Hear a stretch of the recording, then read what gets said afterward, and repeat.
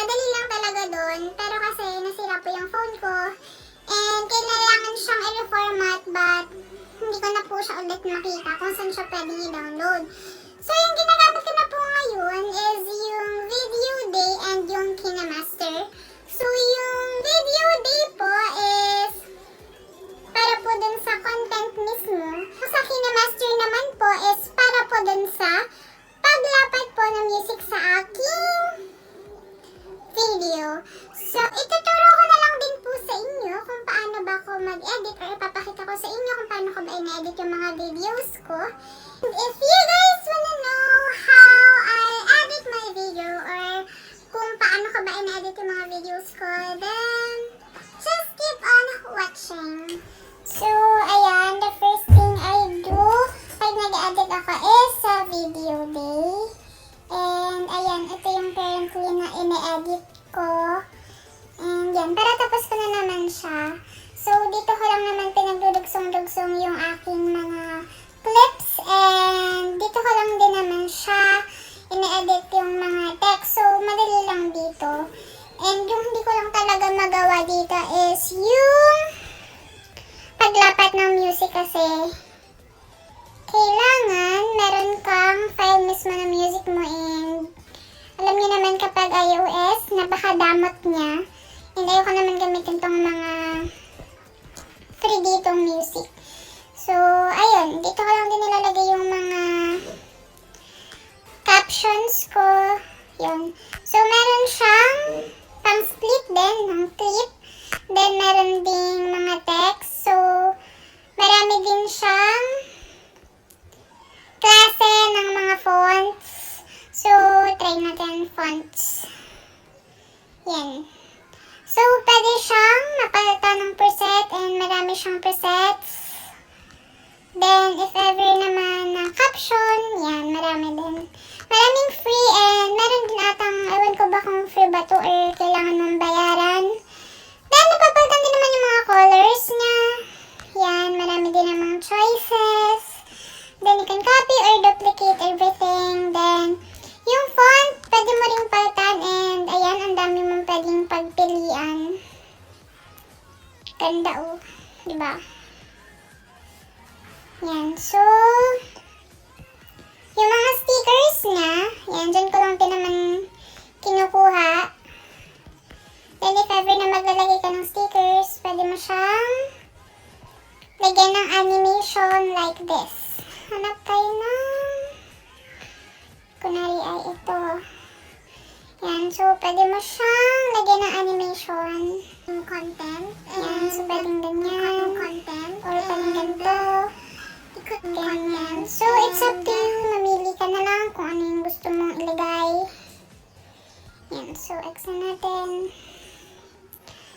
Yung next naman is yung transition. So, yan. Marami rin naman siyang free na transition, but syempre yung magaganda is yung nakalock. So, dahil poor tayo, wala tayong pambayad doon. So, ayan, dito ko lang naman ina-edit yung mga clips ko. Yun nga, dito ko dinudugsong. And, ayun, sinasave ko na lang din siya. And, so, ayan, naipakita ko na po sa inyo kung paano ko ba ina-edit yung video ko.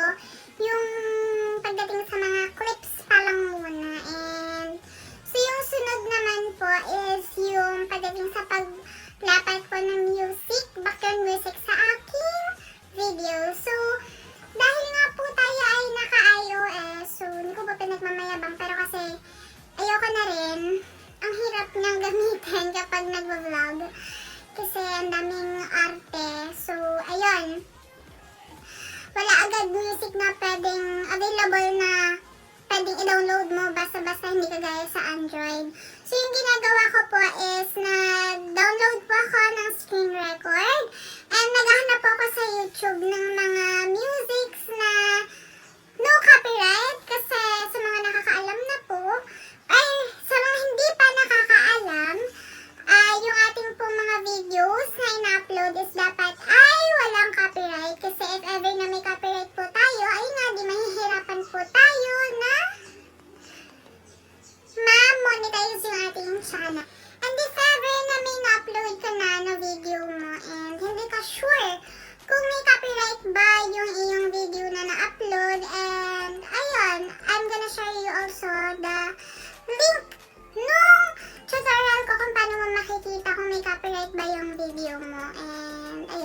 ililink ko siya sa description box below and tignan mo na lang.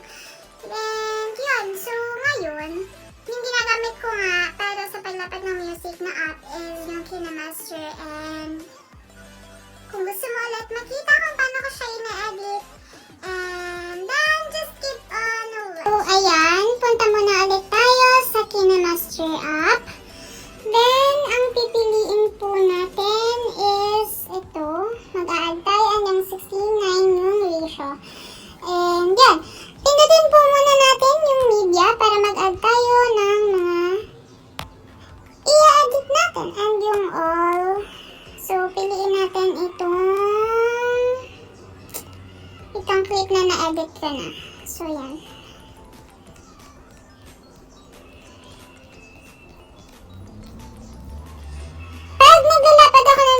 So, pumupunta lang ako sa layer. Then, doon tayo sa media. Then, itong aking ni-record. Yung sinasabi ko sa inyo na screen record ko na music na galing sa YouTube, which is yung walang copyright. And, meron din akong mga musics na in-upload na pwede nyong gamitin. And nalagay ko na lang din yung link nga sa description box below. And ayan nga. So, para naman hindi to makita at para nga maging under lang siya ng ating video, edit natin siya kung saan siya dapat nakalagay. Yan, pwede mo naman siyang i-trim, i-adjust mo lang siya. And i-move doon sa paglalagyan mo mismo. So, kunwari ay dito siya. Yan. Hindi pa rin pala dito. Yan. So, para hindi makita yung nilagay mo na layer na video or yung screen record mo na video, is i-tap mo lang yung video na inad mo. Then, punta ka sa opacity, alpha opacity, and i-zero mo lang siya. And, sure, hindi na siya makikita. And, kapag pinlay mo siya, is meron na siyang background music. Check natin. At may YouTube channel. And yes, bakit walang volume?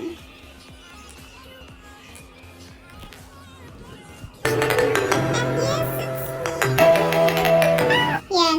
So, yung video natin, pwede natin i-adjust yung volume sa 200 para mas malakas siya.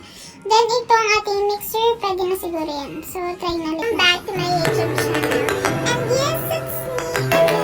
Pero syempre, para hindi ka matabunan ng iyong background music, lagay mo lang yung volume niya sa 10. Ewan ko, pero hanggang 10 lang yung aking kadalasang wino-volume. Kasi mas malakas pa yung background music sa boses ko. My YouTube channel. And so, yan, pwede naman siya. So, dalawang ways yung paraan kung paano ka maglapad ng music gamit ang Kinemaster. So, gamit pa rin ito, yung video na in-screen record mo. Hanapin mo lang yung extract audio. Yan. And pwede mo na itong dilitin yung iyong video na nilagay, then yung audio na lang yung matitira. Ito my YouTube channel. And yes, it's me. And ayun, may background music na. So, ito is most probably sa mga naka-iOS lang. Kasi, ayun nga, kapag naka-Android ka naman, madali kang makakuha ng mga musics. Or, ewan ko lang, baka hindi lang din ako maalam pagdating sa iOS. Pero, ayun, pag gusto mo talaga is may paraan kung paano ka makakapag-edit and ayun. Okay na to. So, ikaw na lang yung bahalang pumili ng music na gagamitin mo when it comes to your videos. And pwede mo rin naman siyang i-trim. Yan, pwede mo siyang i-trim or i-split. Yan. Yung mixer, hinaan mo lang yung iyong sound. So, ayan. Ganyan lang naman po ako ka-edit. Ganyan lang naman po ako mag-edit. And hindi po ako ganon kagalingan. And, ayun. Gusto ko lang naman pong i-share sa inyo kung paano ako mag-edit. So, yun. Sana may natutunan po kayo sa video na ito. And if you did, just hit the thumbs up and don't forget to subscribe to my YouTube channel.